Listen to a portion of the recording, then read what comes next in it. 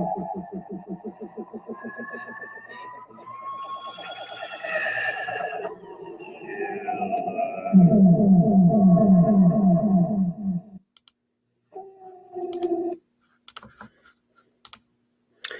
everybody, it's the high holy season, and you know what that means. It's time for 31 Days of Monster again.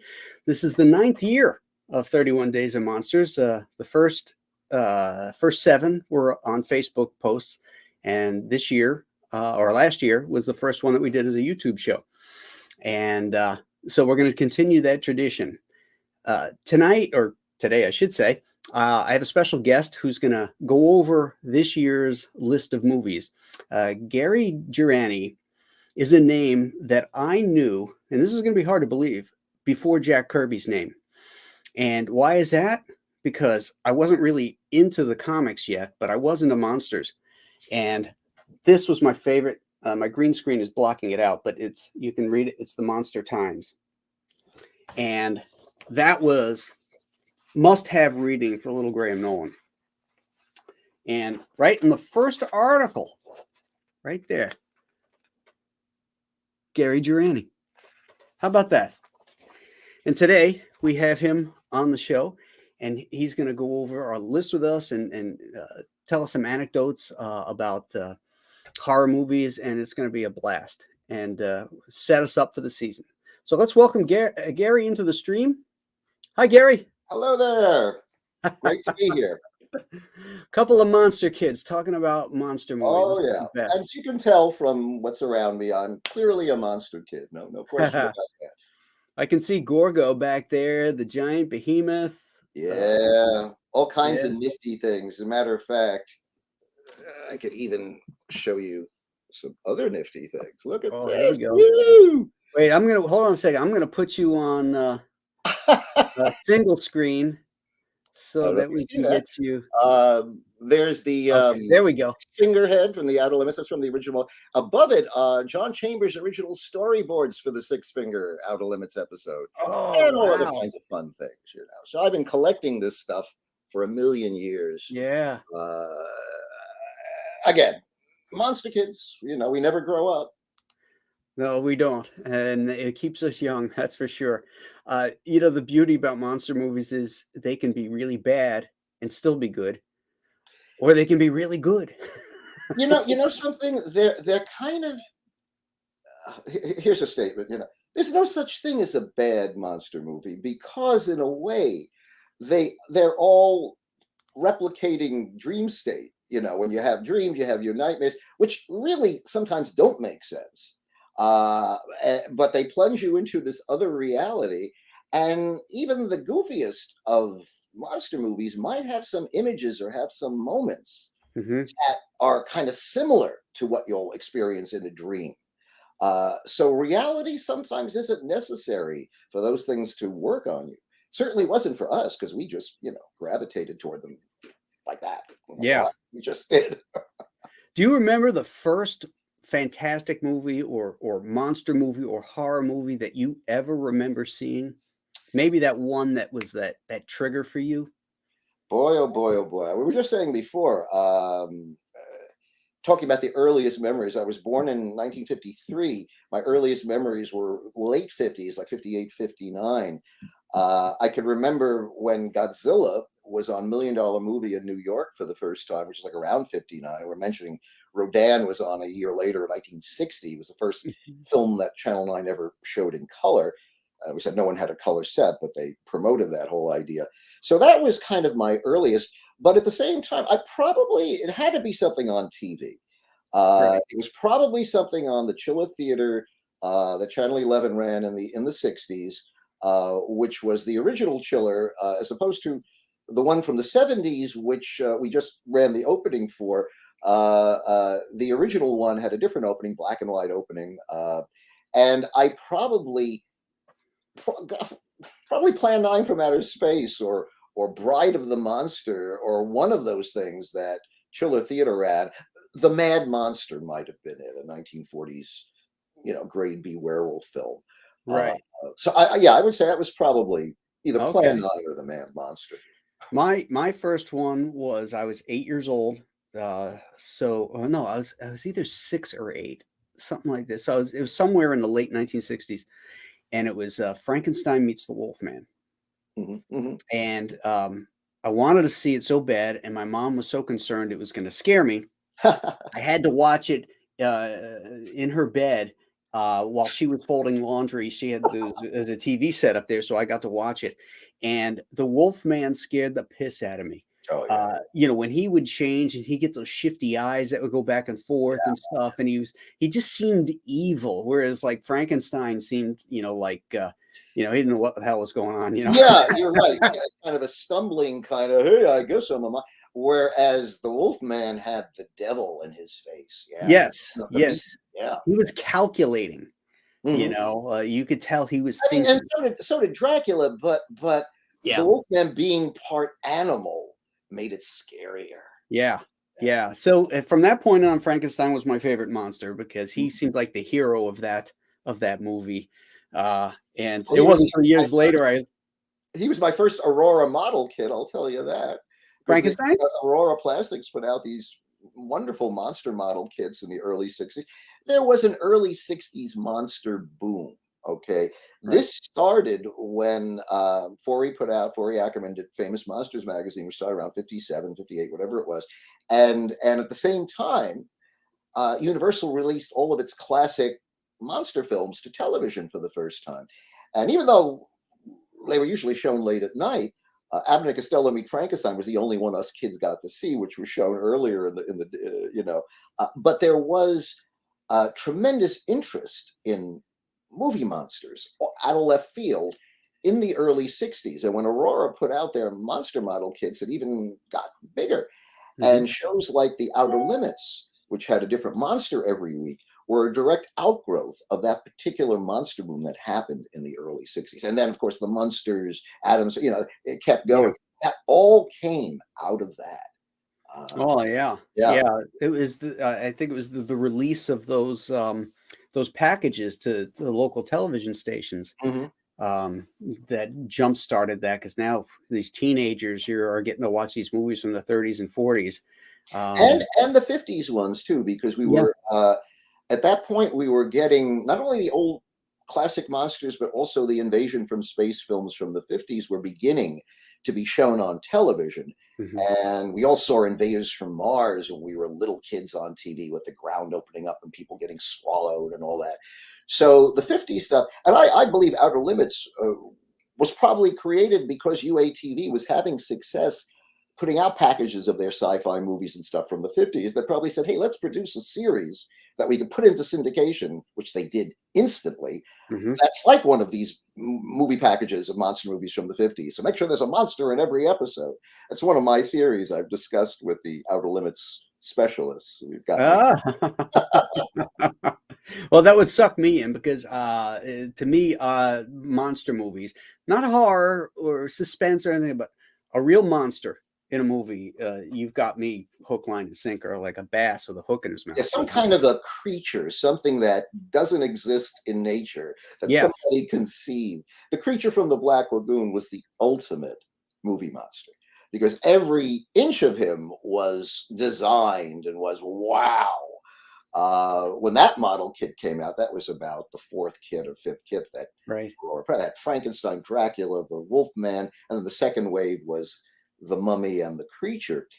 And the Creature, oh my God, because he had the armor plating and every instrument had scales and whatever. Wow, Yeah. that made a difference. Oh yeah. My biggest lament is that the budget only allowed for either color or 3D, and they chose 3D. They should have chose color, because color would have made that movie Well, on a whole the nother. actual plans, that was so weird. All of us monster kids who are now crazy adults who have now kind of plunged into digging even deeper into this stuff. Bob Furmanek, who's in charge of the one of the key people, the 3D archives, are resurrecting all these 3D films.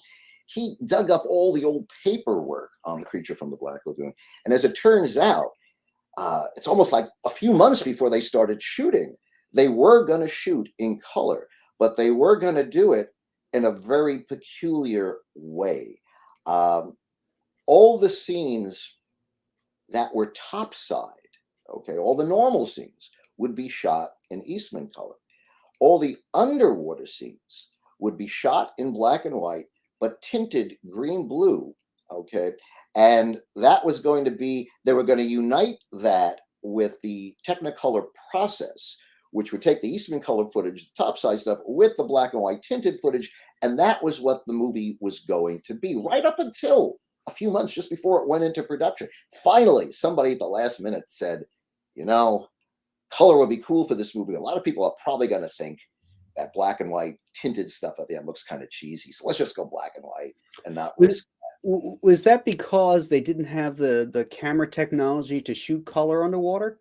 Well, I have a feeling that might have been part of it, because just getting it at all, even with the black and white cameras, was so difficult. And Yeah. However, what I find interesting is that there was a need, a feeling that this movie should be in color. And when it was finally previewed, the version we know and love, the card, you know, when they have the preview cards that they came in, the majority of people were saying, how come this wasn't in color? This was a couple of years after it was a King Solomon's Mines, and people were now expecting their jungle movies to be color, which made sense because you have the beautiful color or whatever. Right. All those years of the black and white Johnny Weissmuller and Bomba, where now they wanted and it was so interesting how close they came to doing it in color. Frankly, I like the black and white of it because it makes it more timeless. In color, the color scheme that Universal had worked out for the creature, which they shot, it was a Time or Life magazine special kind of photo coverage of it, which all the paperwork at Universal showed, refer to those pictures. That was what our color scheme is. That's where you see those red lips. And he was green and gold. He almost looked too pretty. He was like a walking Christmas tree. So those photos are gorgeous.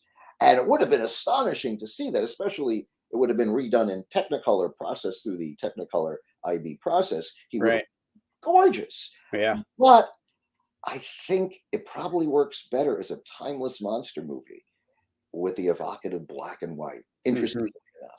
Yeah, I mean, certainly the cinematography on the surface stuff is beautiful, especially the nighttime scenes when he's lit up by the fire and then when he's prowling around.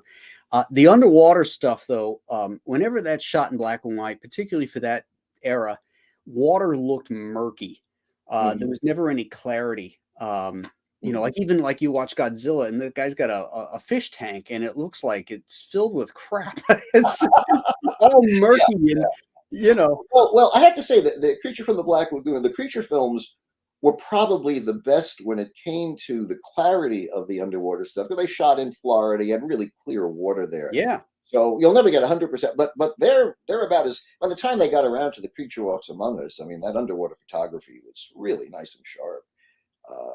Worst underwater photography is probably in Gorgo, which is one of my favorite monster movies. That's a good one. The scenes you do have underwater really grainy, murky, and whatever.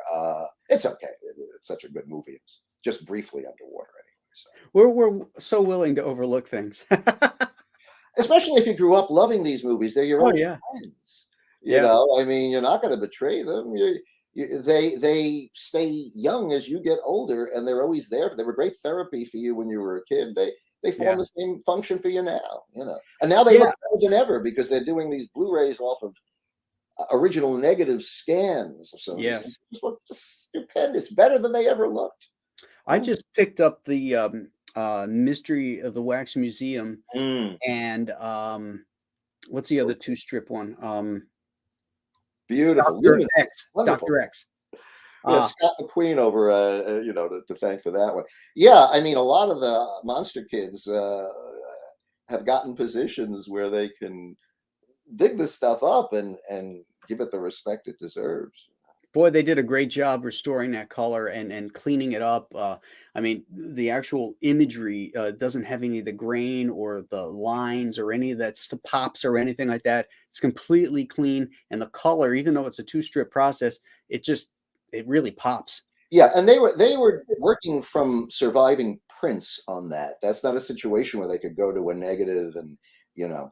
And the Technicolor process was always peculiar because you had, well, they were two negatives for the two color Technicolor, and then eventually three strip Technicolor, which is really what it became. There were three cameras had three separate negatives in there, and eventually that became Unipack. It became one negative within a camera, and then they broke it down into the three color process in the printing process when they made their prints. Uh, Anything post 1955 wasn't done with the three negatives anymore. But as long as they were using that printing process for the prints, it kind of looked that way. Now on video for years and years, they don't take things off prints. They go to either an interpositive, an IP, or now they scan directly from the negatives, which in the case of these Technicolor movies, Warner Brothers is doing, they kept the original three separate negatives on things like The Private Lives of Elizabeth and Essex, Errol Flynn. Oh, You take a look at that Blu-ray that Warner's just released, it'll knock you into next week because yeah. it's three strip Technicolor. The original negatives are put together, and it's stupendous. And so many of the films they're releasing, they have those original negatives, and it's just a treat. Just a treat. Wow. Wow. Yeah. The Warner Brothers Blu-rays to me are always superior to just about anybody else. And I didn't know why that was until just now. They're the only ones that are using this process with the three Technicolor negatives, combining them to create this. So most of the releases have been musicals, things like Judy Garland films like The Harvey Girls and The Pirate. And again, they look unbelievable. Annie, Get Your Gun. I mean, these are not monster movies, but Right. they are just gorgeous. They recently put out The Naked Spur, which is the Anthony Oh, Mangione yeah. Western. Again, three strip Technicolor, just beautiful, beautiful stuff. Yeah. So do you have a favorite uh, monster slash fantastic film? Okay, well, that's interesting. Uh, uh, uh, a friend of mine actually has always said, "What is your favorite film?" as opposed to what you think the best one is. Right. I don't know. I have a tough time with that because usually my favorites are the ones that I think are the best. Right. Uh, I did three books: the top 100 horror movies, top 100 sci-fi movies. Actually, it's more than three books. It was top 100 comic. I did a whole bunch of them. And my favorite, the number one science fiction movie that I selected was Forbidden Planet. I think number two was 2001. Number three was Kratos and the Pit. You know, it was all great movies. But Forbidden Planet, I think, had the most astonishing ideas and notions of humankind. And in dealing with the whole idea of the Krell, which were an advanced race, they were like us if we advanced enough to become gods, right? And even they were still tormented by their evil side, their animal side. So to me, what you talk about an incredibly cynical statement about Mm-hmm. how our dark side can never be tamed, even if we evolve into gods. Yeah. We'll destroy ourselves overnight if we just let ourselves be ourselves. Yeah. So cynical as a movie like Doctor Strangelove might be on the human condition, Forbidden Planet takes it that much further, really ups Right. the ante on it. So to me, and there's so many, not apart from the fact that it was the first Star Trek and invented that whole structure of a captain investigating other planets and all of that. Right. Um, so I would have to say that's probably the most unique.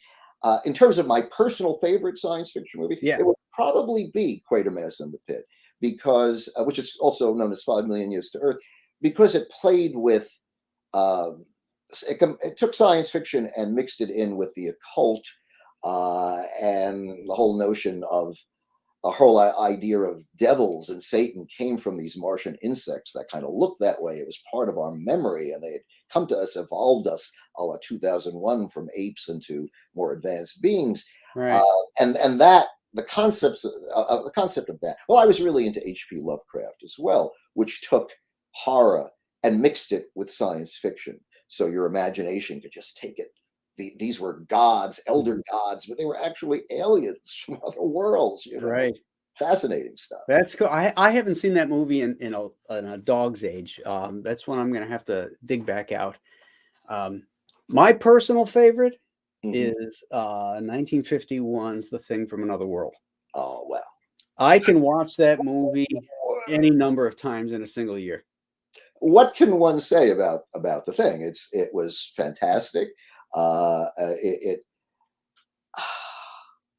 It was so interesting in that it was all about the people. It was all about, you were part of this group of people that, even though they're fighting for their lives, you like them and you're happy to be with this party of people in a crazy way. Yeah. It was so interesting, of course, in the John Carpenter version, as in with Ridley Scott's Alien, which the Carpenter version really owes a lot to. Everybody doesn't like each other or doesn't trust each other, which showed you how things had changed. The original Thing was a carryover from the World War II sensibility, where people worked together, and we had an inner hope. By the time we got around to these later films, we, weren't that crazy about each other anymore.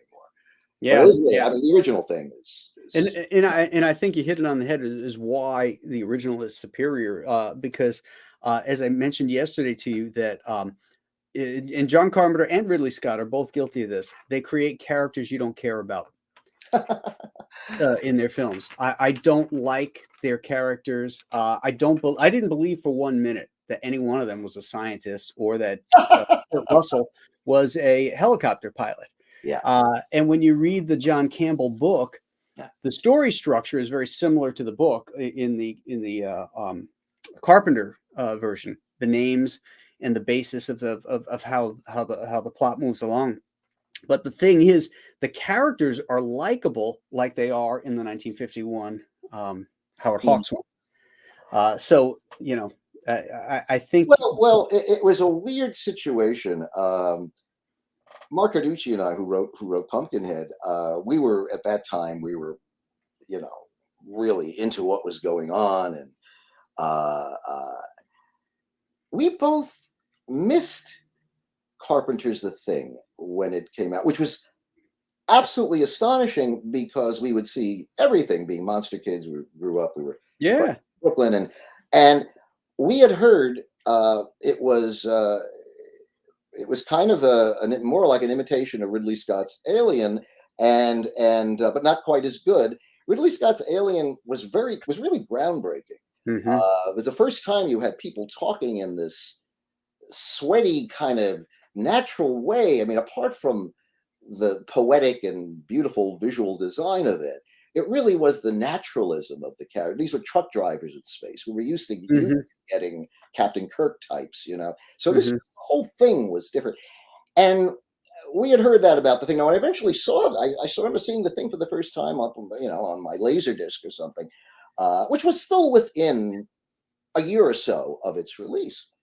And then I remember saying, wow, this is really well directed.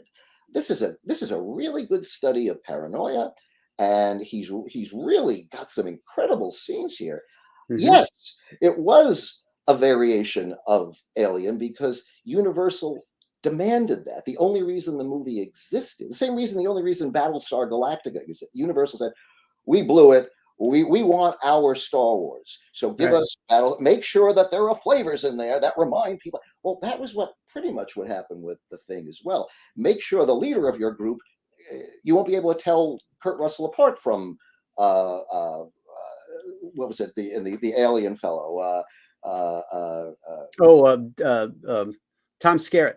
Tom Skerritt, right. So yeah, if they switch places, you wouldn't know the difference. One movie says nobody trusts anybody anymore. The other one says I don't trust anybody. So the themes were identical, the flavors were similar. You had chest bursters in both.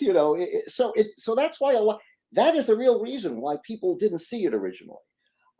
In my opinion, now they have this whole thing. Oh, everybody was so into ET. We were feeling so good. No, it just seemed like, oh, this is a lesser version of Alien with messier special effects, more gore. Okay, then when we caught up with it, we said, this is damn good in its own right. Yes, it was demanded by Universal to be of that ilk, the only reason it existed. I would love to see who goes in, really adapted as it should have been. Way closer to what it really was. We still haven't gotten that. Carpenter's version does come close. Damn good movie. Yeah. But it isn't, maybe a mini series on the thing would be the way to go. What's interesting is get into more areas that way. When Campbell is describing what's the Kurt Russell's character's name? I think Captain Dallas is the one from Alien. That's from Alien. Yeah. I don't know, but McCready. That's right. McCready, yeah. When he's describing McCready, it's like he in this. I think the original short story was written around 1929, 1930, something like that. He's describing Doc Savage. He was a giant of a man, over 6'4", and had bronze skin. That's how he described McCready. That's pretty cool. That is pretty cool. You knew who the hero was in this story. I have to agree. Yeah, pretty cool. All right, let's bring the list up here. Take a look. Can you see that? No.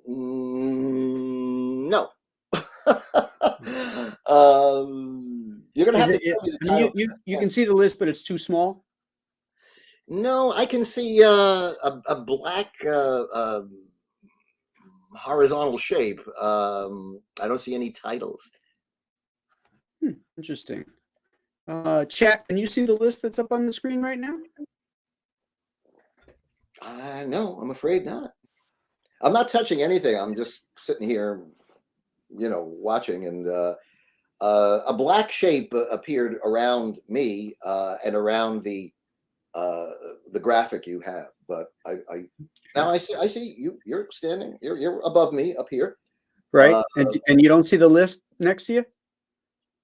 There's supposed to be a list next to me. No list. I don't see it. You're going to have to read off a title. Okay. We'll just read it off. We're going to be talking about them anyway. So yeah, that's true. All right. So the first one that starts tomorrow is Them. Great movie. Brief history. I saw it on Channel 2 in New York. It premiered on WCBS TV in the 1960s. I saw it first on Picture for a Sunday afternoon. God, I remember all this crazy stuff. Wonderful film. In the early 50s, when they were making these science fiction movies, you have films like The Day the Earth Stood Still and The Thing and Then. And you could see with all those three titles, they were made by the studios that wanted to do something that had merit, that were quality films. Everything in the way they were cast or directed and handled, they were quality operations. The genre would then degenerate and become B movies, but at this point, they were A's or B pluses, if you will. Now, granted, Warner Brothers didn't sell them as an A movie. If you look at the posters, you got these goofy ants, total. And even Day the Earth Stood Still, which was this wonderful grown-up movie, it's kind of sold as it's coming to get you, right? Yeah. Gort's the star. But the movies themselves were very sophisticated. In the case of Day the Earth Stood Still and The Thing, well, you have, A-list directors. You've got Robert Wise, you've got Howard Hawks, who of course produced and didn't sign his name as director, but he sort of really did direct it. Yeah, exactly. And even them, you could tell was being handled. We had actors like James Whitmore, who was, a real quality actor. He was nominated for an Oscar, I believe, for Battleground a couple of years earlier. So yeah, they wanted to establish credibility with these early films, and Them is one of the important ones, no question.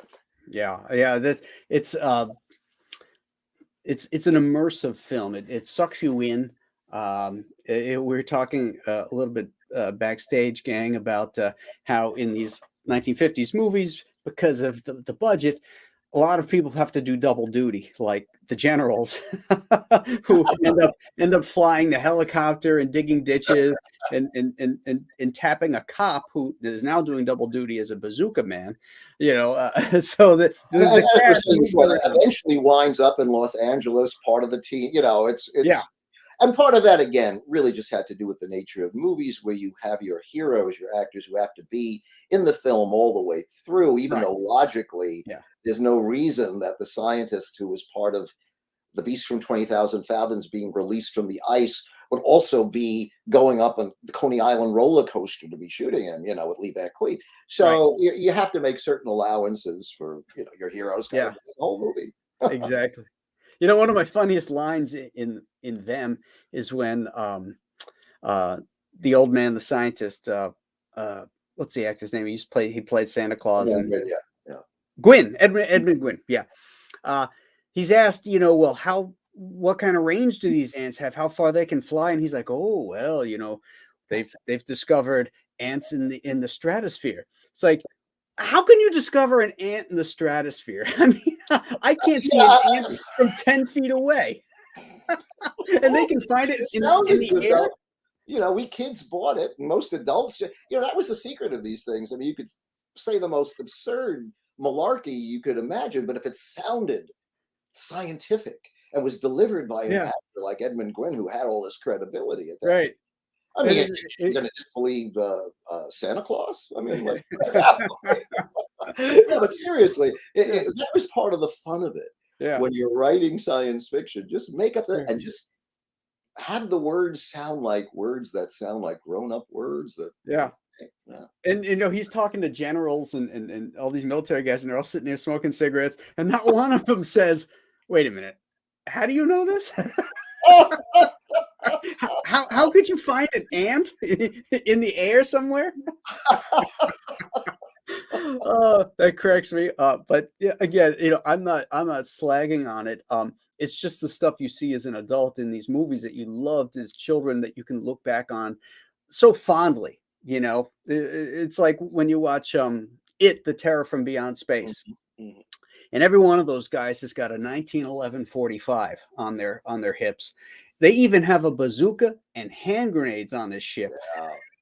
But the bazooka really gets me, Yeah, the hand grenades, right, right, right. They're looking around, all of a sudden, you see this thing says grenades. You go, wow, right. okay. You're in a pressurized cigar going through a vacuum of space, and you're going to And you're shoot holes shooting with a bazookas. 45. And it's funny how the script, that was Jerome Bixby wrote that. And of course, it was the original inspiration for Alien. Yeah, But it's so funny how a writer, speaking as a writer who's done this kind of movie, let you try to cover your butt. And I remember they threw in a line saying, "Yeah, he joked that in case if we should happen to run into dinosaurs on Mars, we could always use these grenades." Well, I guess maybe they were thinking maybe they would find out how they did bring the right, grenades. So right. the writer tries to make a little joke at it because of realizing how silly it is. Yeah, Um, and if you accept that, then you go along with the whole absurdity. right, right. Yeah, it's all about setting the ground rules for the suspension of disbelief. I If saw you, Terror from Beyond Space when it was first on New York television on Chilla Theater, Channel 11 in the 60s, early 60s, probably around 64 or so, 63, Mhm. 64. And it was one of the very few science fiction movies that scared me. Yeah, These movies almost never scared me because they were like food. They were like, oh, yeah, you saw a monster, you felt a sense of comfort somehow. But this one was really, really suspensefully directed. And the idea, the concept that it's just going to keep getting higher and you have to keep going up to escape it, levels in the spaceship, was a mhm, brilliant idea. At one point, I think in the movie, they even show you a diagram of the ship to give you a real visual connection of what they're doing. They're actually ascending as this thing is plunking its way through the coverings to get higher and higher to get to them. So it was an incredibly scary and suspenseful setup. The monster itself, too, was shot mostly in silhouette. It was another. It was done by the Paul Blaisdell, who did all the American International monsters.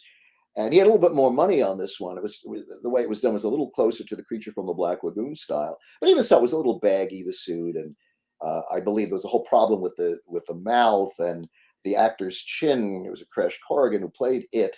His chin was so big it pushed right out. So he painted that his chin so it looked like a tongue sticking out of the monster's mouth. The ingenuity of a makeup artist, right? Well, what I read about that was that when Blaisdell needed the fitting for the mask, Corrigan wouldn't come and do it, and so he used himself. But Blaisdell was about 5'8", and Corrigan was like 6'4". Right. And so the proportions were wrong, and now all of a sudden Corrigan's chin is sticking out, and he painted it red and made it look like a tongue. And I'll be damned if it doesn't work. Yeah. Also, that movie is very well shot. It was shot by Kenneth Peach, who wound up doing The Outer Limits along with Conrad Hall. Conrad Hall episodes of the Outer Limits are the most brilliantly directed because he's one of the greatest cinematographers who ever lived. But Kenneth Peach was pretty good too, and they were following the house style. And I believe Billy Fraker was the camera operator on Outer Limits. So even if it was a Kenneth Peach episode, you'd have Billy Fraker handling the camera. So you always had that. But Peach had talent, and you will see in It the Terror, the lighting. It's a haunted house in space. Yes. Which is what Ridley Scott then took to the ultimate level years later. Right. And Scott even ripped off the scene where like Dallas finds the body or he's stuck in those vents, and then that scene in It the Terror when they find the brother, that was scary as hell, because he was all white or whatever. Yeah, because he had the blackened eyes. He'd already had the blood sucked out of him. Original title for that movie was It the Vampire from Beyond Space. And people concerned that the cross genre would confuse people, so it became It the Terror. But yeah, that was just sucking the life out of people. It's funny you mentioned that scene in The Duck, because I remember years later I did a funny little edit where I had Tom Skerritt flashing his light, and then you cut to a flashlight hitting the face of the guy from It the Terror, and you can really see it's the same, concept, really. Being stuck in an enclosed place where something is coming after you is pretty scary under any conditions. Oh yeah, that claustrophobic terror. Okay, so day 2, we've got Gojira, known to America as Godzilla, but we're going to do the Japanese version. Yeah, Godzilla. I mean, my relationship with Godzilla really is pretty significant. Tell me about it. There you go. I ruined your life with it, right? No. I before I was into monster movies, okay, I was into dinosaurs, big time. And if you live in Brooklyn, New York area, well, the Museum of Natural History is never that far away. Right. And that was like, I guess if the local movie theaters were my temples of worship, the Museum of Natural History I was the equivalent, maybe even more so. That's where you could actually see dinosaurs, and the skeletons of the dinosaurs were just as interesting as the renderings where they had flesh and blood. So I was into that. I had all the Marx plastic dinosaurs. I had all that stuff. Yeah. And Godzilla was kind of the ultimate movie dinosaur. And he was just so cool looking. And even as a kid, I kind of knew that he wasn't stop motion. I kind of knew that King Kong and the Beast were done a different way. But it almost didn't matter because he was so interesting. Well, the same reason it didn't matter that Gorgo was a guy in a suit. The films were so well made and photographed, and the suits were so good that the illusion worked beautifully. Now, for years and years, like everybody, I just assumed that Raymond Burr filmed this movie, not realizing that it had been a Japanese film that was imported, and then they reshot stuff with all this new footage with Raymond Burr and inserted it brilliantly into the original film, so that it's pretty much seamless. Both movies, both the original Gojira and Godzilla King of the Monsters, have, meaning the original title of the 1956 American release of Gojira, They both have their charms. I mean, Godzilla King of the Monsters is tighter, naturally, and Burr does bring a certain gravitas to the whole thing. The original Gojira is almost half commercial movie and half political art film in Mhm. terms of what it's saying. In some ways, it's the most serious minded of the films from that period because it was really dealing with not only, I mean, them is about the effects of atomic radiation, but if you'll notice in the final speech made by Edmund Gwynn, it's kind of something like when man entered the atomic age, he entered into a whole new world. And what we find in that whole new world, who knows what it'll be? But the subtext is, but nevertheless, we were right to enter that world, and we are still right. We never know what we'll find, but we'll be up to the challenge. Whereas Gojira was really saying, no, look at what this stuff has done and what Mhm. it could do again. There could be more Godzillas out there. So it wasn't like, yes, we must continue with atomic testing. There'll be problems, but we'll be manly enough to deal with them. No, no, no. So in a way, Gojira might be the most significant political science fiction movie from that period for that Oh, I reason. couldn't agree more, because it's edited differently too. They re-edited the Raymond Burr one, so that there's different things happen, and now it has different context. Well, I have to admit, again, like I say, both versions have their pleasures. Yeah, Terry Morse did the American version, and very smart choices were made. The movie opening with that wonderful panning shot of the destroyed Tokyo, which you only see later on in the Gojira, is right. an incredibly evocative way to plunge you into this hellish world and this dark story that's being told to you. There were other edits made in the film that were quite good. When Godzilla first emerges over the hill, very dramatic scene, the Big G's first appearance on film, right? Yeah. Uh, in the American version, it's edited in such a way where the shots are repeated and it has a little more power. Um, all through it, there are little things that are done. So while I would say Gojira is the more important of the two because of what it's saying, Hmm. Godzilla King of the Monsters is an expertly edited reimagining of the Yeah. Oh, absolutely. Both are fun. film. And speaking of giant monsters, day 3 is going to be the king of them all, Mr. King Kong. Well, King Kong is probably ground zero for all monster kids, particularly the ones from monster kids from the 60s, Right. because King Kong was the biggest and the best of those kinds of movies, and it was shown on TV.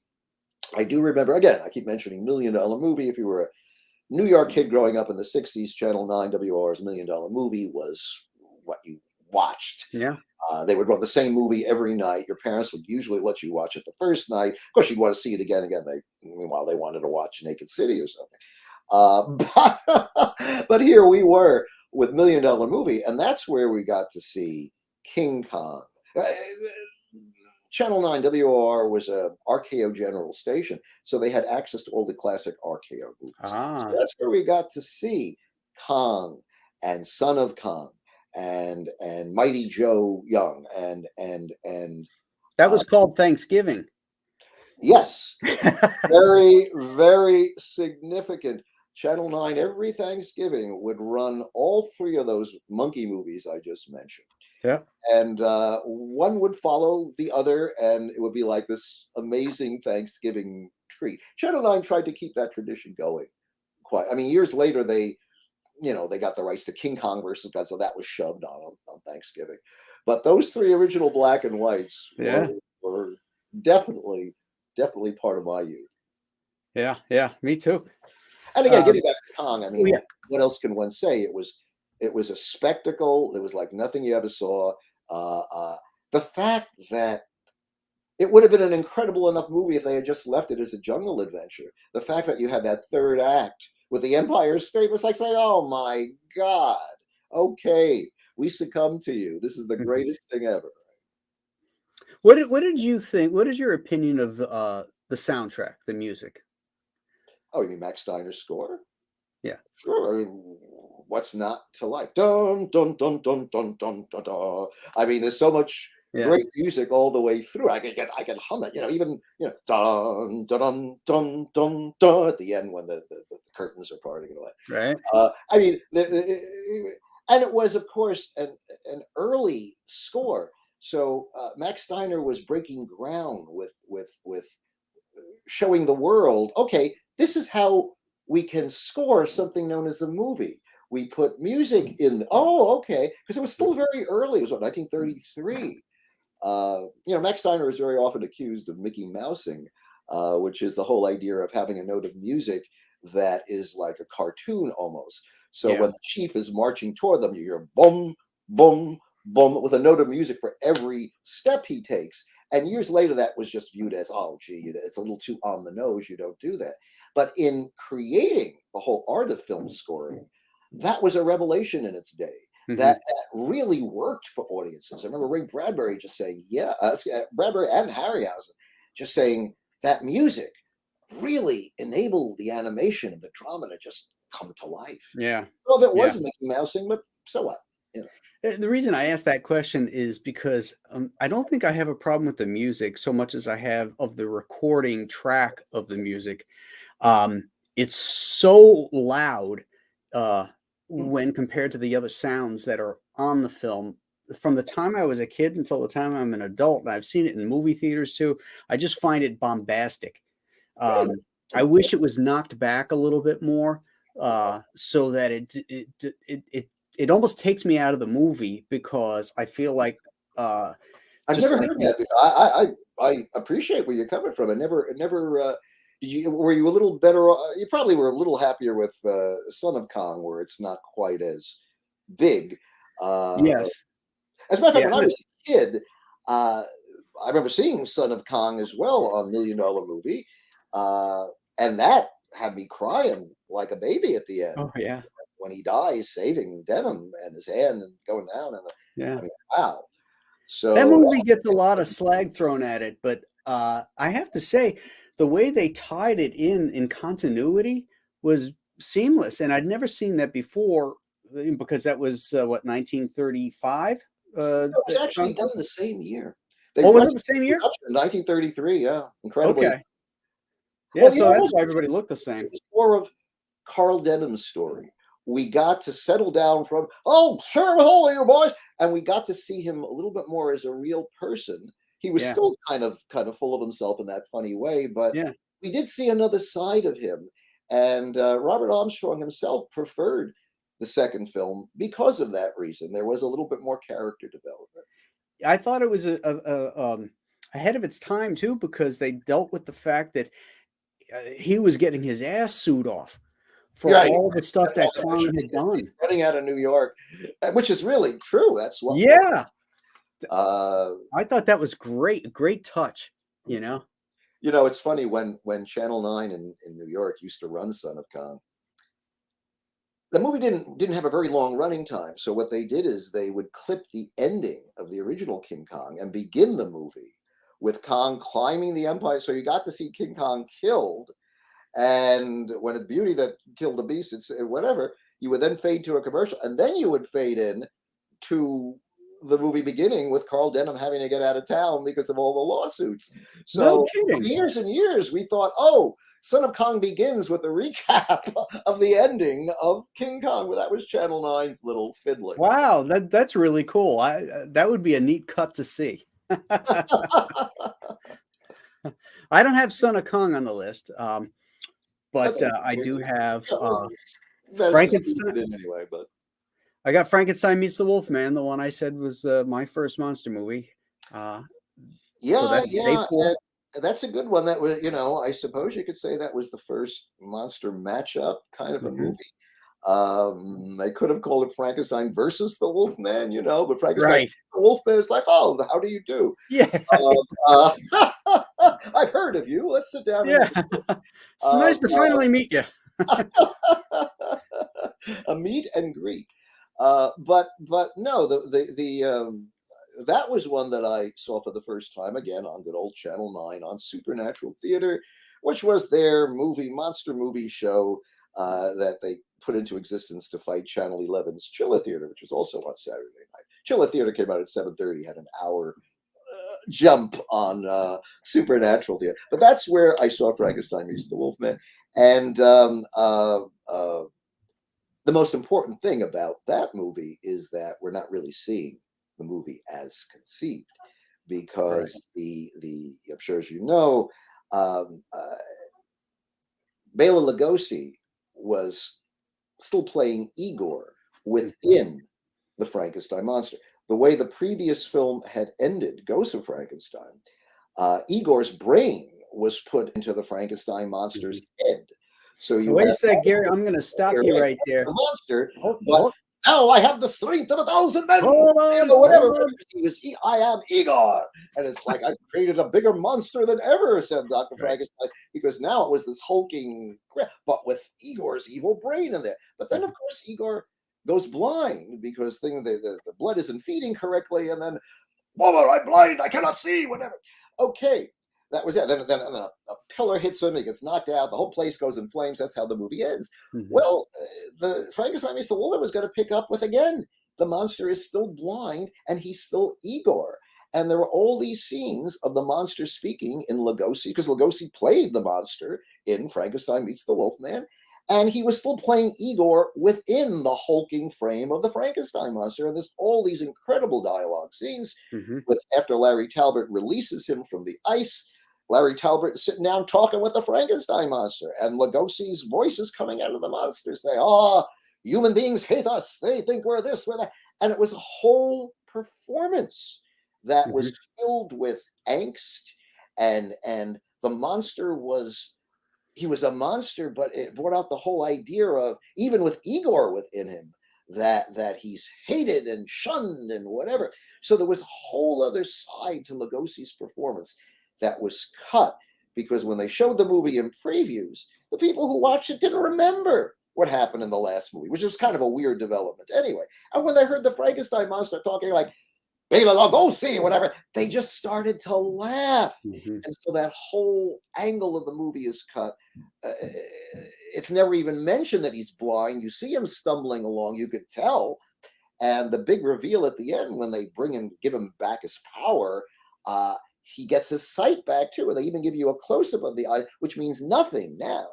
So even though the movie in its finished form is very entertaining, it would have been that much better, because now we would have connected the dots. We would have no problems as film historians and monster buffs and talk like Igor, because we knew that was the continuity. So that's a holy grail. I didn't know of that until years later. I'm going, oh my God.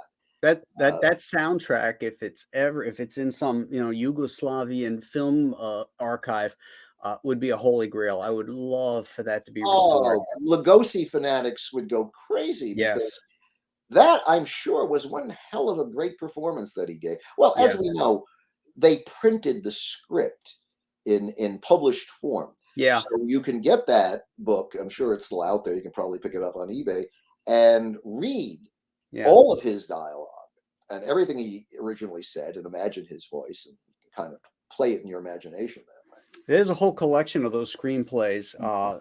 If you guys like that stuff out there, you should look for them. Cinema somebody. Cinemagic or Cinemagic. I think it's Cinemagic. Or is that?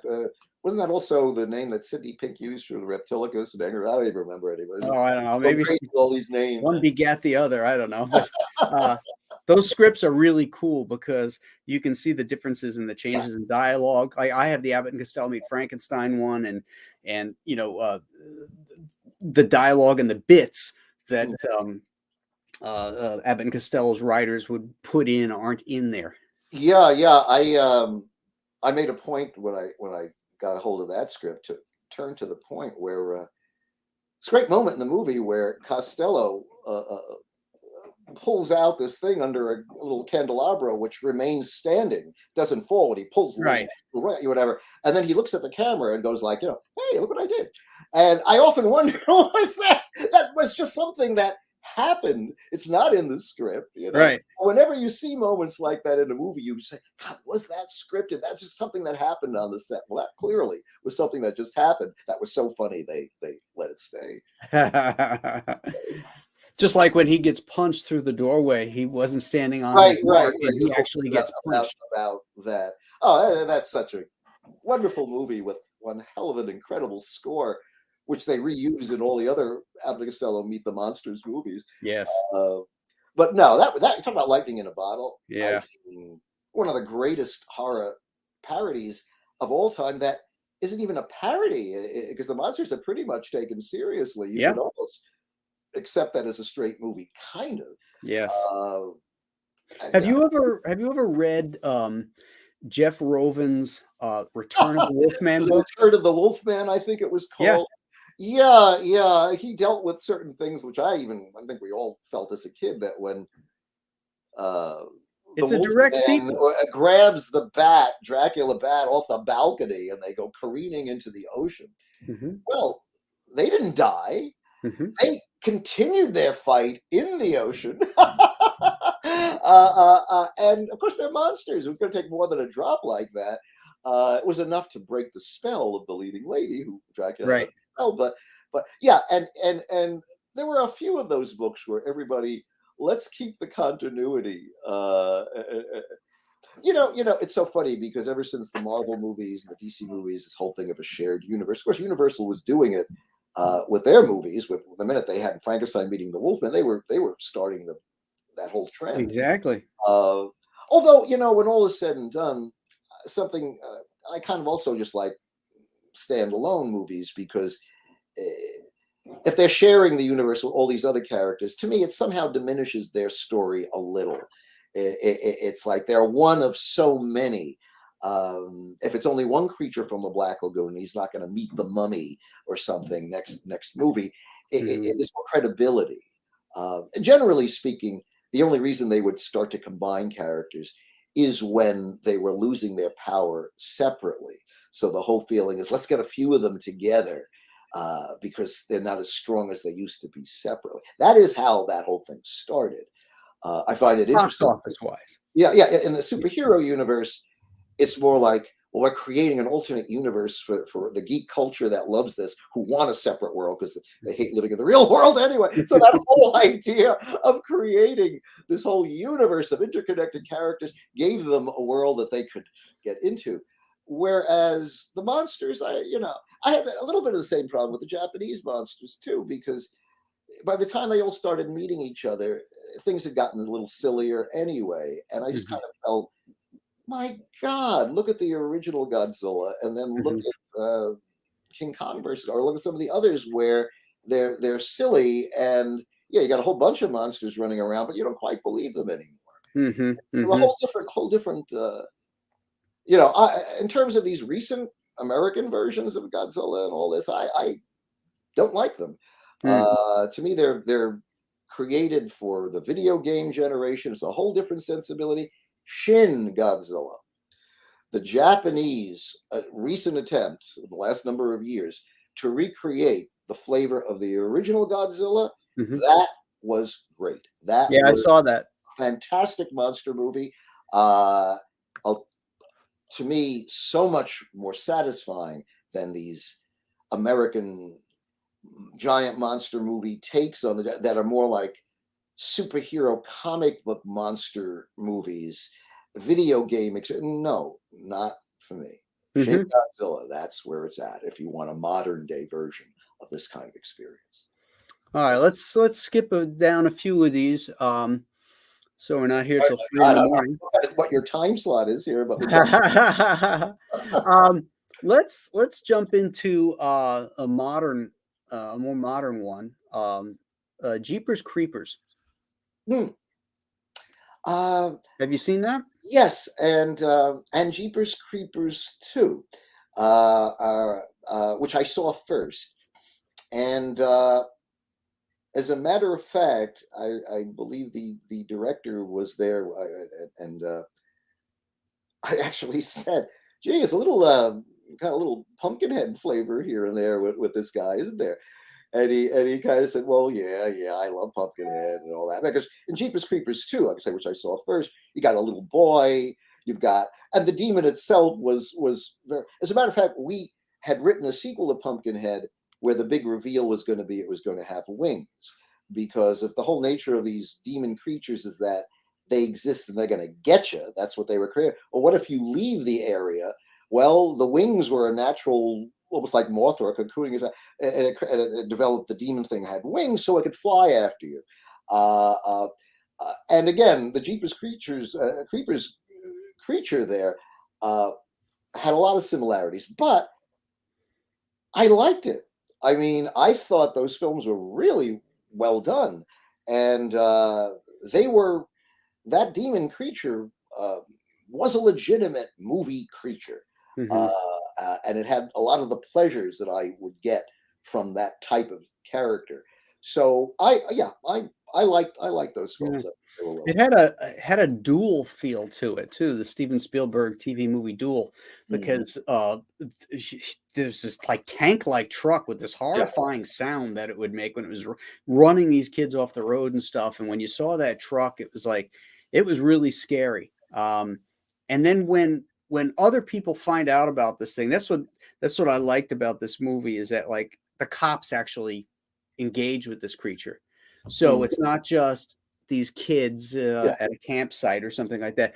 Real authorities see this thing and engage with it, and I thought that was a really cool twist. And it Yeah, brought it into the real world, you know.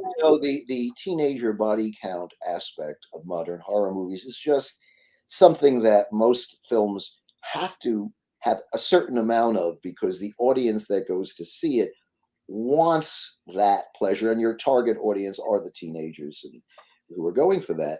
Uh, but you got to have more, and I think the better ones have it. When we were doing Pumpkinhead, I remember saying the real story here is Ed Harley and his son.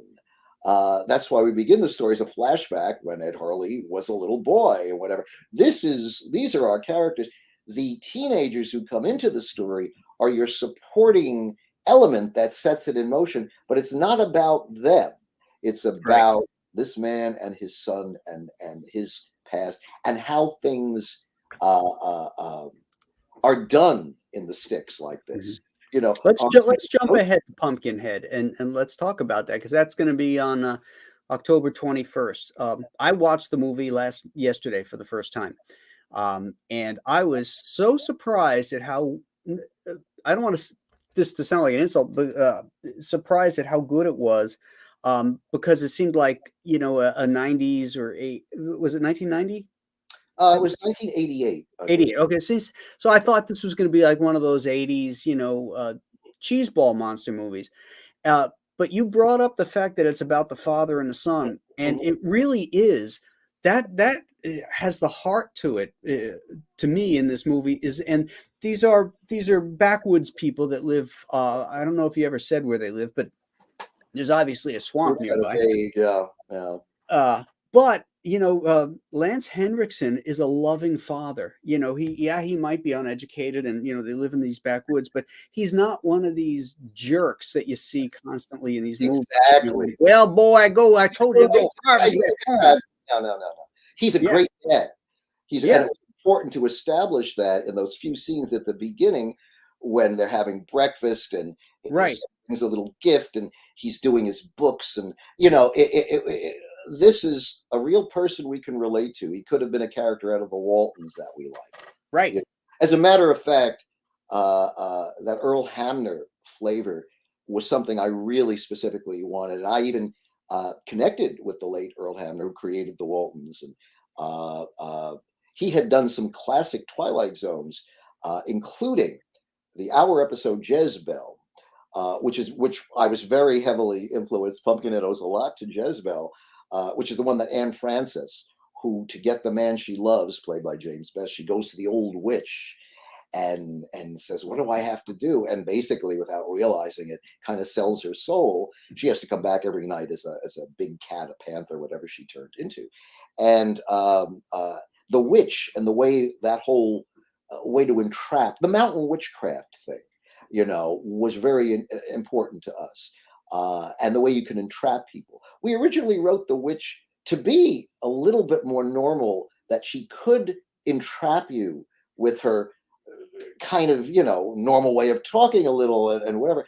No, Stan said, give me the cliche witch. Give me the classic iconic witch, and have her speak in these, very unreal declarative things. So we approached it that way. So we're going to write you the best cliched witch we could, because you can take that iconic thing and then run with it. But originally, it was a little more of a down-to-earth kind of witch that can fool you with her cleverness in what you say.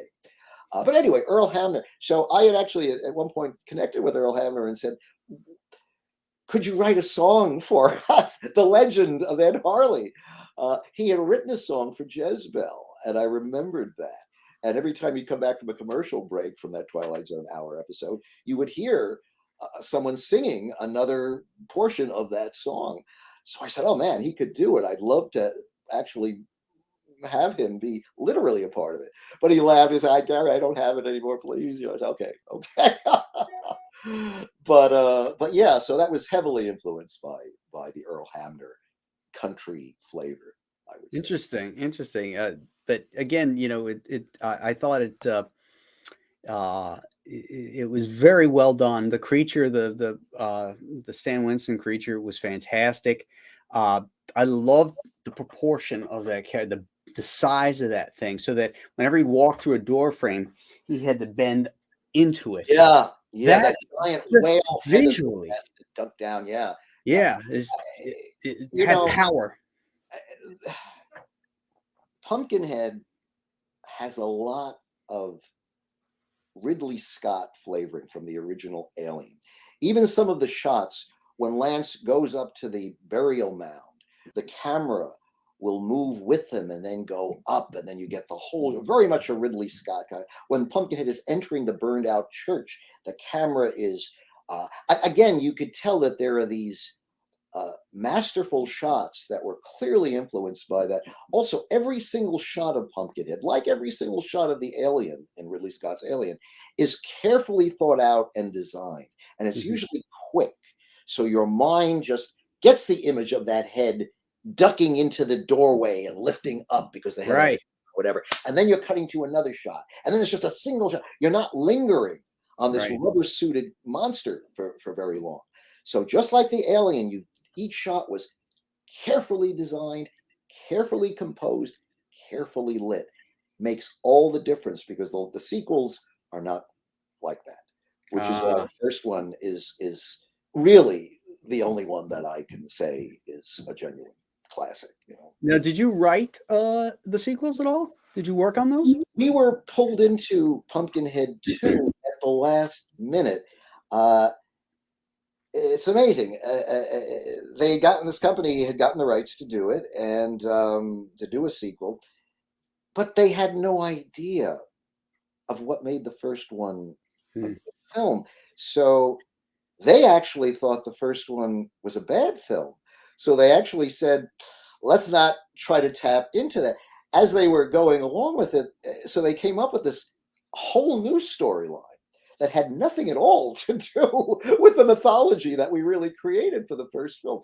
Well, as they were already underway, they realized that they were crazy and that it was insane that there actually, A, was a sort of a cult developing around Pumpkinhead, and B, that the mythology of it was important. And I guess C, far from being not a good movie, it was actually one of the better pictures of this kind, right?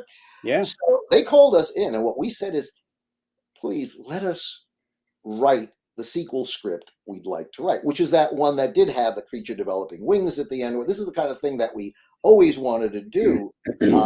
And again, with the original, and they said, no, we can't. We're committed to what we've done, but they hired us to try to drop in some of the original mythology into the pre-existing script. So I remember even sitting down with Mark, why don't we do a Lovecraftian angle of what if, to justify the ridiculous plot they came up with, sometimes demons would mate with human beings. What if a Pumpkinhead demon somehow had or whatever situation we could try, and this deformed child who is now becoming Pumpkin was a result, because we had to deal with what is that kid all about. So we tried to put together the mythology that we originally had and connect it to what they had. And frankly, I don't think it worked. I think there's I think there's some nice little moments in it that reflect our original thing, but basically, I mean, it's not a terribly directed movie. Was it Jeff Burr did it? Well, I think, and he did a good job, but it doesn't have Mm. of the first film at all. Sort of a Frankenstein script, you know. Yeah, look, I said, I wish we could have written our sequel. I wish they had said, "It's okay, guys. We'll start over. Let you do what you were going to do." But they were too far down the line. Sure. Mark Carlucci and I do appear in the film, though. There's a scene where we're playing two country boys who just lost our money in a cockfight or something, and here we had our Brooklyn Beetle haircuts or whatever out in the sticks. It's okay. The Waltons had Beetle haircuts too.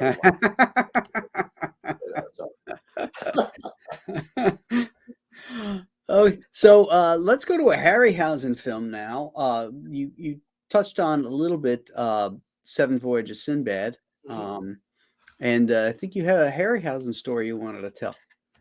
Yeah.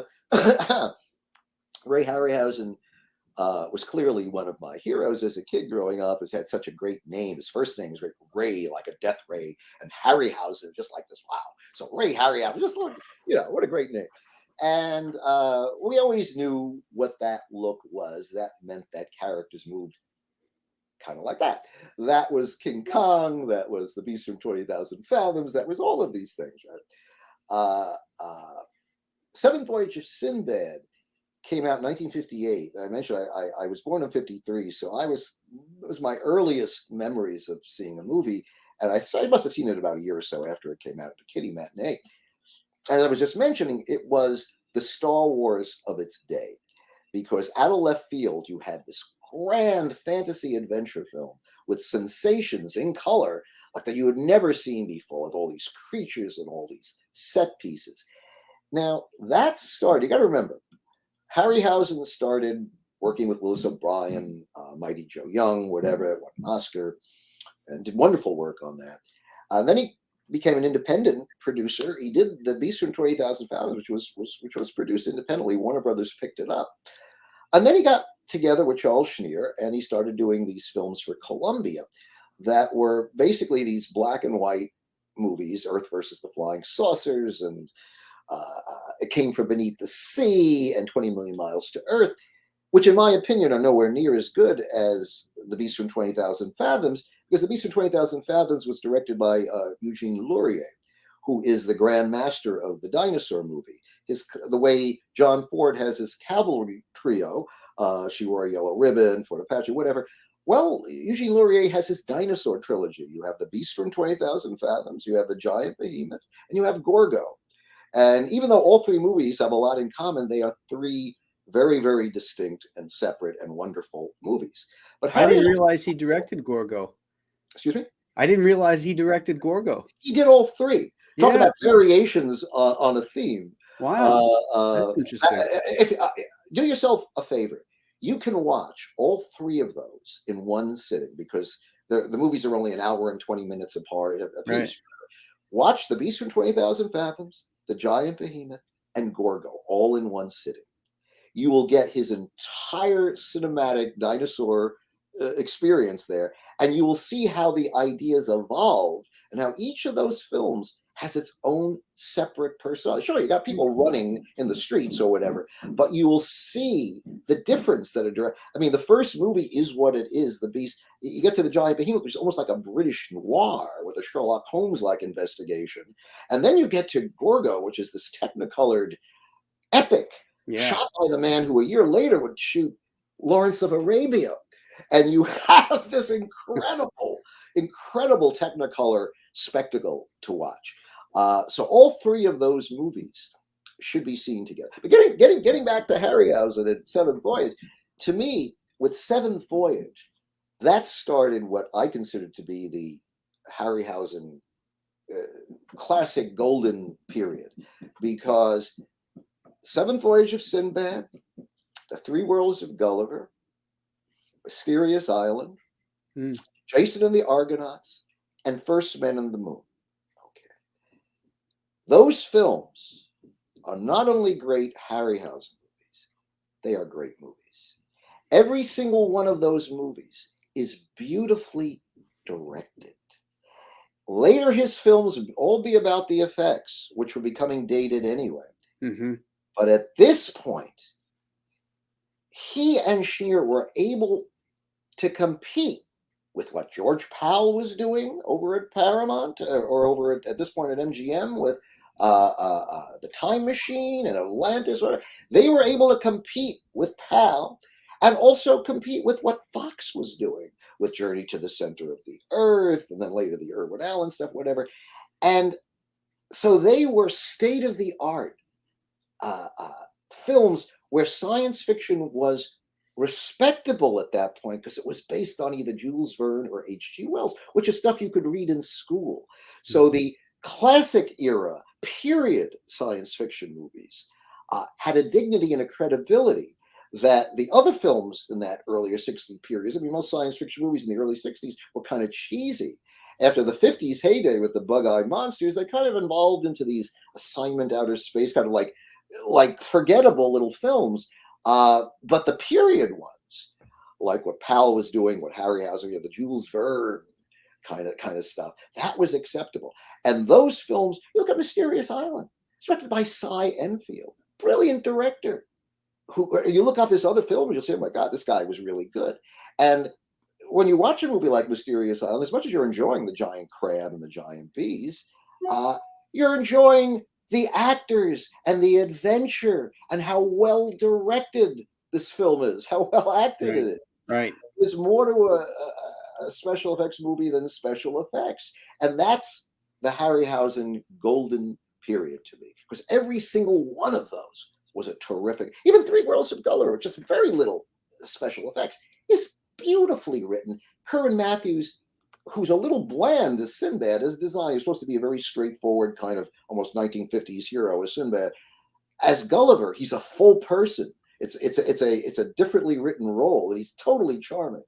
And you have these wonderful supporting British casts in all of these films.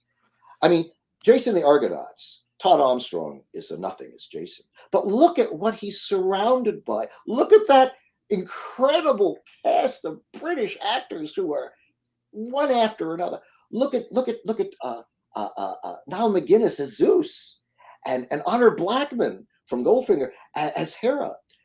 And their relationship is charming, smartly written.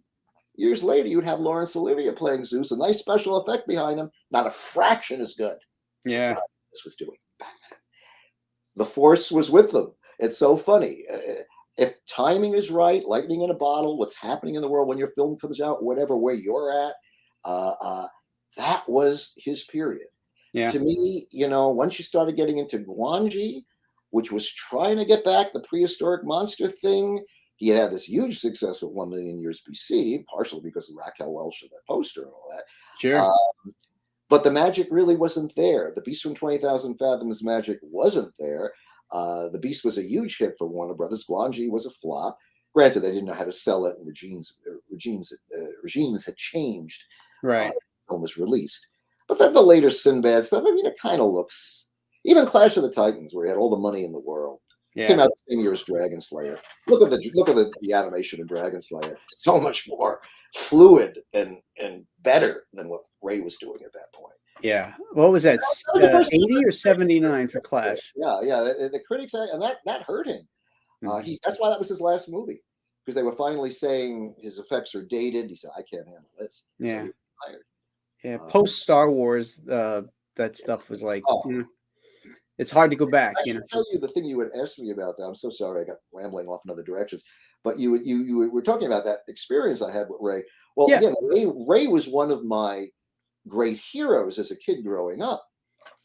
When I started writing for the Monster Times was this Monster Magazine. You mentioned that was how you got to know my name. Ray had put out a book called The Film Fantasy Scrapbook, and we were all disappointed in it. We've been waiting and waiting and waiting and waiting for the Grand Master of Special Effects to finally do a book, and it was a thin book. It was the same photos we had seen in Famous Monsters for the most part 1,000,000 times. So I wrote a negative review of it in the Monster Times. Well, Ray read that review, and Ray retorted. Ray, in the next issue of the Monster Times, there was this huge letter from Ray Harryhausen saying, I think your critic was really off base and has a lot to learn about blah, blah, blah. And I'm going, oh my God, what have I done? Right? And I remember the Monster Times answered that letter by saying, well, we stand by everything. Gary has said, we will stand by him to his death, as opposed to our death or whatever. We'll defend him to his death. Well, for years and years, I was on Ray's shit list, to use an expression. And even when my screenwriter buddy Mark Carducci, the fellow I wrote Pumpkinhead with, eventually interviewed and went to England, and he mentioned, by the way, I'm friends with Gary GERANI, and Ray said, well, in that case, my estimation of you has gone down considerably. Oh my God, he's still holding a grudge. He's still holding on. Oh my God. So years later, I did deliberately bump into him at a convention. I gave him a copy of my Dinosaurs Attack, a graphic novel, trading cards, whatever it was I'd done for Topps. And I said, I wanted to apologize. And he said, oh, it's okay. It's okay. It's okay. And he loved the book, and we made up. Oh, nice. But yeah, that was that hovered over me for years. Now, what issue was that the letter and review in? Do you remember what issues of the Monster Times it was? Oh God, I've or what the cover was. I could look it up. Burn this out of my brain. I don't know. You'll have to. Well, what you should do? Look at when Film Fantasy Scrapbook was first published, because my review had to come right after that. So okay. Yeah, that's that has I think the Monster Times has a Facebook page, and they always reprint my articles, and they ask me to, and I chime in with some thoughts here and there. They haven't gotten around to that one, and I haven't volunteered it. I don't necessarily want to read my old nasty review of his book. Well, I posted the link to this show on the Monster Times Facebook page, and they so I don't know, maybe some of them are watching, and maybe they'll be asking you that question. Right. That's out of the bag. Emer's out of the bag. Okay, let's go down to right. What's next? Let's go to the Monolith Monsters. That was an oddball, interesting choice, wasn't it? I like that Monsters. Movie. Yeah. I like that movie. Well, it deserves a lot of credit for its imagination in coming up with a genuinely different kind of monster. Right. These were these giant monolithic things that grow up out of the ground. They crystals came from a meteor, and I guess whenever the water or something, whatever it is that they grow, they finally destroy them with salt. They blow up the salt with a thing, and the salt water. They blow up a dam, and salt water destroys the giant monoliths. I always liked it. That movie was directed by John Sherwood, who also directed The Creature Walks Among Us, the third of the three creature films, which I also like. I thought John Sherwood was a better director than some of the other guys that were working. He wasn't quite Jack Arnold, but he was very good. And Monolith Monsters is a kind of a very well-liked little movie, only because it's so different and it's kind of there saying, hey, I'm a little offbeat and funky and whatever, but I exist, and you got to like me for that reason alone. Yeah, and Grant Williams is really good in it. Yeah, coming off of The Incredible Shrinking Man, they shoved him into another science fiction movie right away. It was interesting because John Agar had just left Universal in a huff, basically saying, hey, I did 4 movies for you, and 3 of the 4 were these monster movies. One was a Western, but the other 3 were what? Revenge of the Creature, Tarantula, and the Mole People. And as he said, why aren't you offering me any normal movies? That's what they called movies back then that didn't have monsters in them. Right. Normal movies, because only abnormal people would watch monster movies, which were about abnormal things. Okay, we know how this works. But that was how careers, they had to watch out for that. Yeah. Because that is how Hollywood viewed them. If you did too many of those things, you were kind of stuck. Yeah. Julie Adams, I remember once saying, "God, when I did The Creature from the Black Lagoon, I hoped it wouldn't hurt my career." Ironically, it made her into Fay Wray. In a sense, that's what she's remembered for. But John Right. Davis just left Universal, wound up doing cheesier monster movies at other studios as opposed to normal movies. So if he hadn't left, maybe that would have been, him instead of Grant Williams. It's so much kind of like It Came from Outer Space. There we have the same town. You've got meteors. You've got a sheriff. You've got a scientist who's trying. It was that basic formula, Mm-hmm. Mm-hmm. but it was fine. And Grant Williams was okay. He did what he had to do. Yeah. Yeah. I guess I like it because it's different. And that's why Yeah, I put it on this list. you gotta give them credit. They you ever see The Night the World Exploded? Done the same year at Columbia by their grade B science fiction unit. Similar idea. You don't have monoliths coming out, but you have rock things bubbling from the center of the earth. Again, not humanoid monsters, but again, this sort of rock thing. Parallel movie. Interesting how that sometimes happens when similar movies come out just at the same. It's like something in the air. Also, 1957 seemed to be the year of the flying monster. They were importing Rodan in from Japan. It was made in 56, released, I think, here in 57. And that was the same year you had the giant claw, which is another flying monster, and the deadly mantis, which was another. So these things just tend to come in waves like that. Yeah. Yeah. I mean, nothing succeeds like excess. I always wondered in the case of Rodan, they imported Godzilla, which was made in 54, didn't get here. It was released in 56 in this country. Right. So maybe these other producers knew that Rodan was coming, and that was a big flying monster, and that, okay, let's rush out the giant claw with the flying turkey thing, and let's do the mantis, which has wings, and God knows what. I do believe the mantis was in development even earlier, though. But yeah, it's interesting how those little fads happen. Okay, so let's see. There's one. War of the Gargantuas. Okay, well, the words kind of get stuck in my throat. This song goes. I saw that that movie has a certain significance to me because I saw that with Mark Carducci. It was one of the first films we saw. Mark was a childhood, but he wasn't really a 60s child. He was a late 60s childhood friend. And War of the Gargantuas came out around 1970.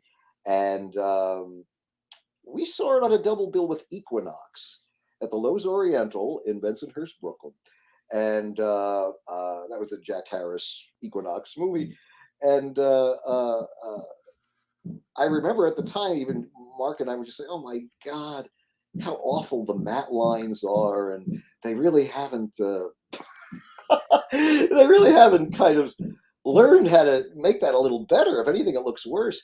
We didn't know at the time, of course, that the Gargantuas were really Frankenstein monsters, because this was a sequel to Frankenstein Conquers the World, which was, in effect, God almighty, this goes back.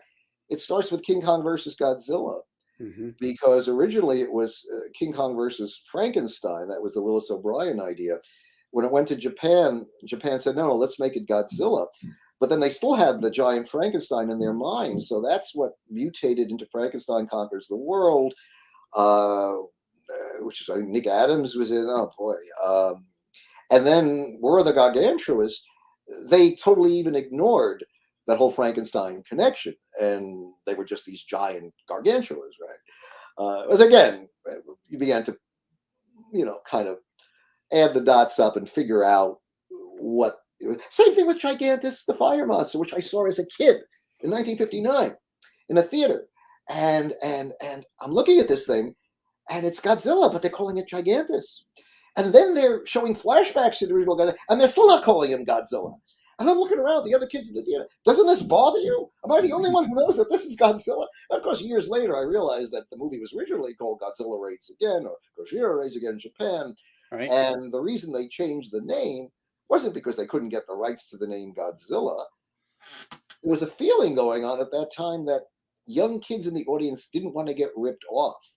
And if they thought it was something they'd already seen, oh, you're ripping me off. That's why all these posters say, all new, never before seen. So they could have used the name Godzilla, even though it was coming off of a successful release of a movie called, no, we don't want to think it's the same movie. Let's rename him Gigantus. That's called bad marketing.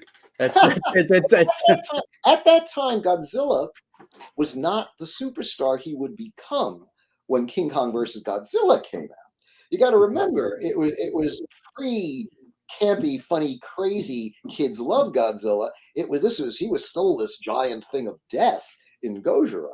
So at that point, it was just like, no, we got to rename it because they felt the name Godzilla had no, and perhaps at that time it really didn't. Although quite honestly, if I was the distributor, I would have just called it, Return of Godzilla or Godzilla Raids Again. Just call it that and see what happens. But they were very, very concerned about that. It's interesting that Criterion Channel has a lot of these Toho films on there, and I saw Gargantuas at the theater as a double bill with Godzilla's Revenge, and that's the version I remember. I remember Russ Tamblyn speaking English and everybody else, being dubbed. But on Criterion, they're showing a version in which Russ Tamblyn is dubbed. Okay. And the dialogue is completely different because there is reference to Frankenstein. Yeah, I mean, even in the American version that you saw, there are those flashbacks where you see the little one being tested or something like that. And so you can kind of put the pieces together. Obviously, the Frankenstein thing was a bit of a reach at that point because Frankenstein Conquers the World barely got a release. I think AIP put that out. I didn't see it in the theaters. If it was out there, I was always looking for these things. I couldn't find it. So it's not like their version of the Japanese Frankenstein had made no impact. So I could see where the distributor just called War of the Gargantuas, call it a day, And it's true. Whatever audience was going to go to see it, it didn't have to be Frankenstein. They just wanted to see giant monsters running around. Yeah, but I don't know what that version was. By the way, it's really good stuff.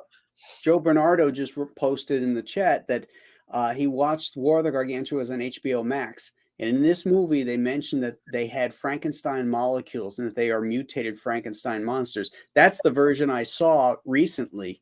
That was not the version I saw at the theater.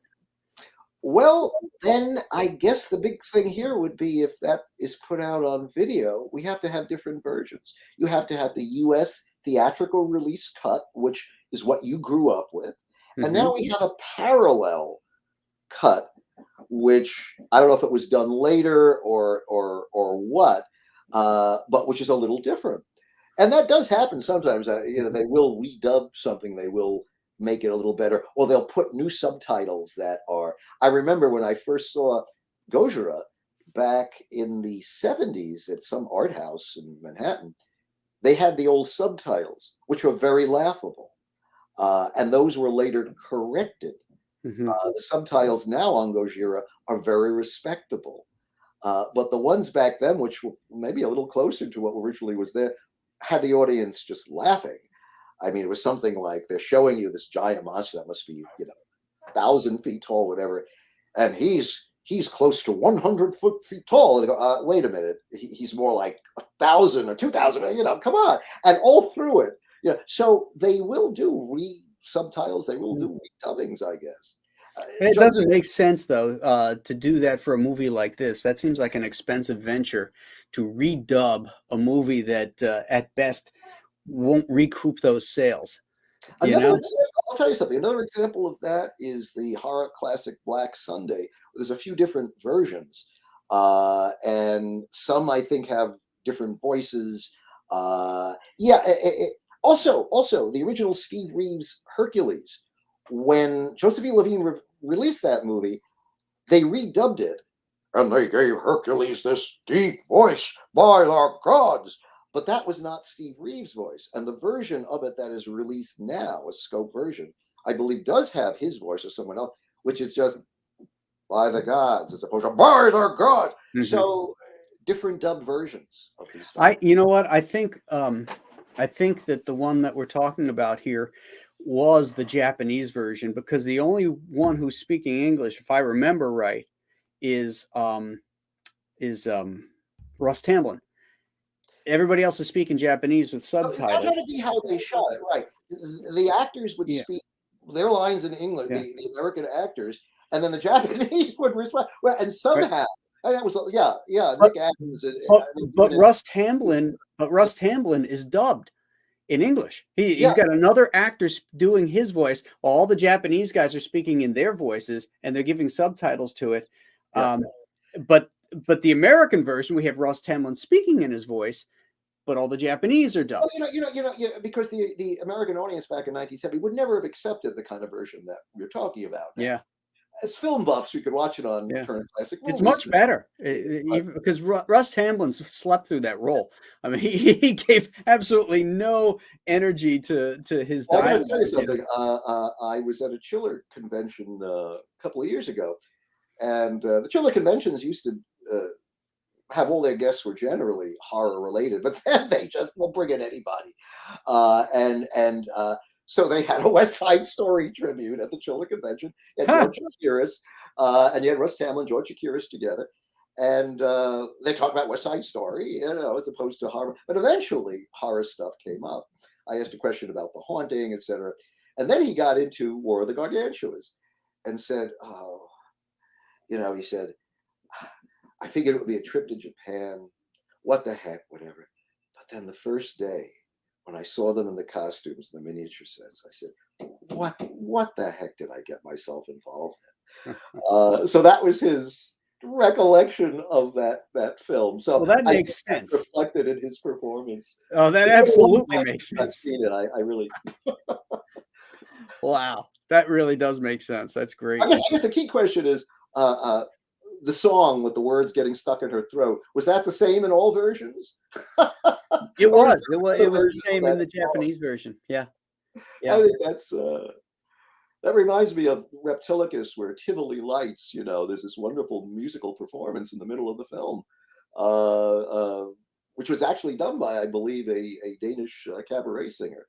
It's a good song too, but all of a sudden you have this little musical interlude, middle of a monster movie. What will sell? That's what they're wondering. What will sell?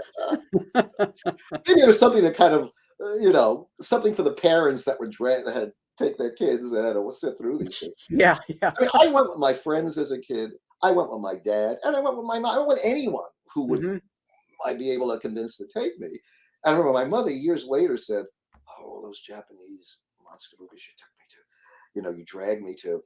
And I remember she said this: "Only one good thing about all those movies you like, they were pretty short. They were only like an hour and 15." I said, yeah, most of them only ran an hour and 20 minutes. So you didn't have to suffer forever. Funny story. They had a double feature of creature feature one Saturday afternoon, and it was going to be 2 Godzilla movies. And my brother and I couldn't wait. We're going to set store by this thing. And my parents tell me we're going to Nana and Pop-Pop's house that day.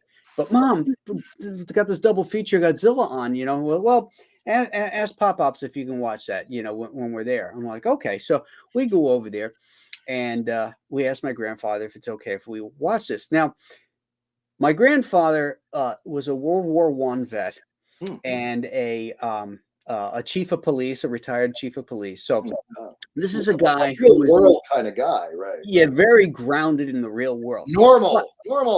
Yes. But he loved his grandchildren and said, yeah, sure, go put it on.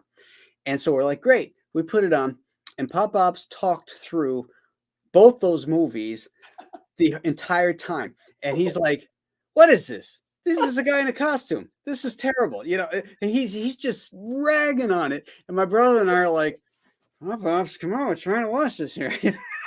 Right. This was very serious to us. You know, it was. I look back at it fondly because, you know, he loved us enough to let us watch what he thought was this shitty movie, you know. Yeah, no. You know, my parents were great in that regard too. My mother seemed to understand that it meant more to me than the average kid.